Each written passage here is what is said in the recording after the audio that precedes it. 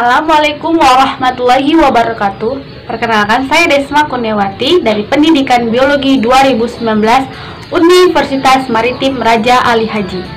Di sini saya akan menjelaskan materi tentang replikasi.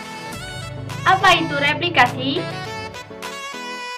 Replikasi adalah suatu proses penggandaan rantai ganda DNA. Replikasi tempat berlangsungnya nukleus, mitokondria, kloroplas atau eukariotik, dan sitoplasma prokariotik. Replikasi memiliki substrat yaitu 4 DNTP, terdiri dari DATP, DGTP, DCTP, dan DTTP. DNTP yaitu deoksiribonukleosida trifosfat, DATP deoksiadenin trifosfat, DCTP deoksisitosin trifosfat, dan DTTP deoksitimin trifosfat. Replikasi mempunyai produk yaitu untaian DNA baru. Replikasi berlangsung melalui mekanisme semi-konservatif atau Mendelssohn dan Stach. Replikasi juga memiliki arah sintesis DNA adalah 5 aksen dan model replikasi. Nah, sekarang kita masuk ke materi model replikasi. Model replikasi ini terdapat dari teori-teori pendapat para ahli tentang molekul DNA. Model replikasi ini terdapat 3, yaitu semi-konservatif model, konservatif model, dan dispersif model. Nah, sekarang kita masuk ke materi yang pertama dulu, yaitu semi-konservatif model. Pada semi-konservatif model ini, parentalnya membagi sebelah kanan berwarna pink dan sebelah kiri berwarna pink. Setelah dibagi, terbentuklah untaian baru berwarna biru pada masing-masing untaian, sehingga membentuk warna pink dan biru di kanan dan warna pink dan biru di sebelah kiri. Nah, dari model replikasi ini, semi-konservatif definisinya adalah replikasi di mana satu untai DNA merupakan untai DNA lama dan satu untai DNA baru. Nah, sekarang kita masuk materi yang kedua, yaitu konservatif. Pada model konservatif ini, parentalnya terpisah. Untai lama sendiri, untai yang baru sendiri. Untai DNA lama langsung membentuk anakan berupa untai DNA baru. Nah, sekarang kita masuk model yang ketiga, yaitu dispersif. Pada model dispersif ini, parentalnya terpotong-potong. Warna berselang-seling, merah biru, dan seterusnya. Pada siklus kedua, membentuklah lebih banyak untaian baru.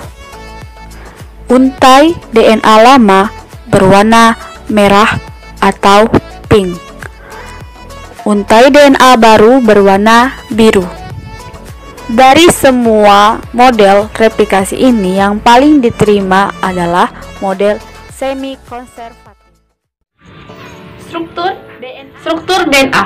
DNA yaitu deoksiribonukleik asid. DNA merupakan asam nukleat yang menyimpan semua tentang informasi genetika. Di dalam inti sel, DNA membentuk satu kesatuan untaian yang disebut dengan kromosom. Setiap sel manusia yang normal memiliki 46 kromosom yang terdiri dari 22 pasang kromosom somatik dan 1 pasang kromosom seks atau XX dan XY. Inti sel inilah yang akan diteliti, dengan kata lain, metode untuk mengidentifikasi, menghimpun sel-sel khusus yang dimiliki tubuh. Semua bagian tubuh bisa diungkap untuk mengungkapkan DNA. Salah satu contohnya adalah buccal swab atau usapan mulut pada pipi dalam darah rambut beserta akarnya, atau menggunakan darah sebanyak 2 ml sebagai sumber DNA. Tapi untuk darah, sel darah yang digunakan adalah sel darah putih, bukan sel darah merah. Ini karena Sel darah merah tidak memiliki inti sel. Struktur DNA. DNA memiliki struktur double helix.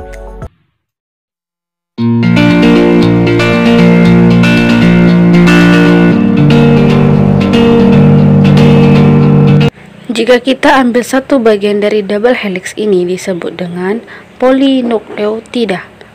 Ini disebut dengan nukleotida. Kemudian di dalam satu nukleotida terdiri dari gula pentosa, ikatan fosfat, dan basa nitrogen.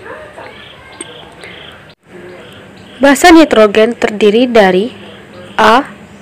adenin, G. guanin, T. timin, dan C. sitosin. Basa nitrogen akan diikat oleh gula pada C nomor 1 dan ikatan fosfat akan diikat pada C nomor 5 dan C nomor 3 pada gula pentosa lainnya. Hal ini membuat urutan DNA dari ujung 5 aksen hingga 3 aksen. Antara basa nitrogen diikat oleh ikatan hidrogen. Ada yang diikat oleh 2 nitrogen dan ada yang diikat oleh 3 hidrogen. Hal ini dikarenakan basa adenin harus berikatan dengan timin. Sedangkan basa sitosin akan berikatan dengan guanin. Timin dan sitosin merupakan kelompok pirimidin dengan memiliki cincin satu, sedangkan adenin dan guanin merupakan kelompok purin yang memiliki 2 cincin. Tahap replikasi. Bagaimana setiap untaian DNA bisa direplikasikan? Pada tahap inisiasi, enzim yang berperan dalam proses replikasi DNA menandai dengan tepat dalam waktu yang sesuai melalui siklus sel yang terjadi. Pengalaman awal replikasi yang dilakukan oleh protein DNA polimerase dihasilkan oleh gen DNA. Sintesis baru. Untai komplementer DNA menggunakan untai yang ada sebagai template yang dibawa oleh enzim yang dikenal sebagai DNA polimerase. Selain replikasi, mereka juga memainkan peran penting dalam perbaikan DNA dan rekombinasi. Sintesis leading strand. DNA polimerase dapat menambahkan nukleotida baru hanya untuk ujung 3 aksen dari untai yang ada, dan karenanya dapat mensintesis DNA dalam arah 5 aksen hingga 3 aksen. Tapi untai DNA berjalan di arah yang berlawanan, dan karena sintesis DNA pada satu untai dapat terjadi terus-menerus.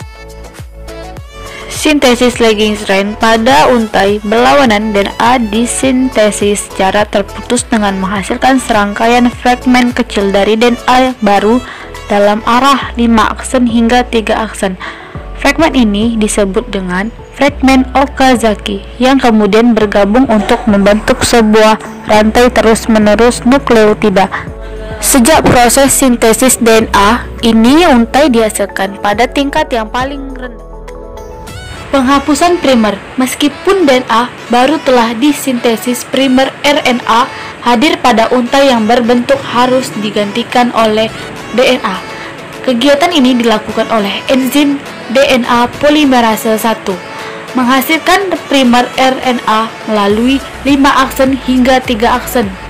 Aktivitas eksonuklease-nya dan menggantikan mereka dengan deoksiribonukleotida baru dengan 5 aksen hingga 3 aksen aktivitas polimerase DNA.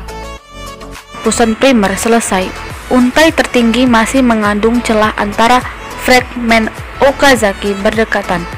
Enzim ligase mengidentifikasi dan menyumbat celah tersebut dengan menciptakan fosfodiester antara 5 aksen fosfat dan 3 aksen gugus hidroksil fragmen yang berdekatan.